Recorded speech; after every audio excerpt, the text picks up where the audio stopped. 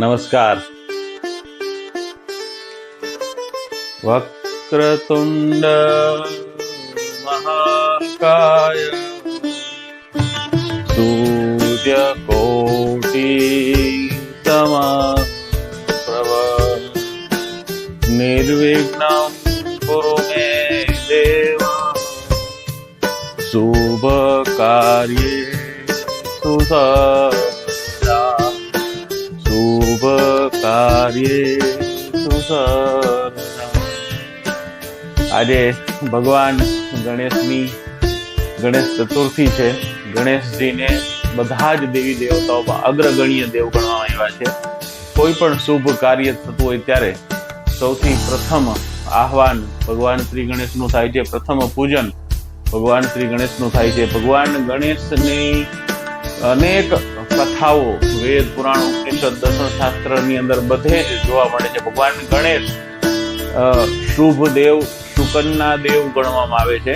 વિદ્યાના દેવ વિનયના દેવ વિવેકના દેવ ગણવામાં આવે છે. ભગવાન ગણેશે વેદવ્યાસને જીને પણ મદદ કરેલી ગ્રંથો વેદો લખવા માટે. અને આવી તો અનેક ગાથાઓ છે.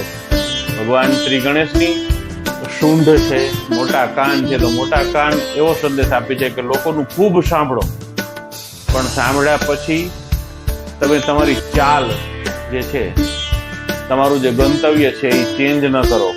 કોઈ તમારી આલોચના કરે તો પણ જ્યારે હાથી નીકળે છે ત્યારે આપ જોવો છો કે કૂતરાઓ ભસતા હોય, પણ હાથી એની ચાલ બદલતો નથી. તો ગણેશ ભગવાનને મુખ જે છે હાથીનું છે, એટલે આપણને હાથીનું મુખ એવો સંદેશ આપે છે કે આલોચના કરવાવાળા જગતમાં આલોચના તમારી કર્યા કરશે, પણ તમારે તમારા ગંતવ્યને છોડવાનું નથી. તમે તમારા ગંતવ્ય તરફ જ આગળ વધતા રહો.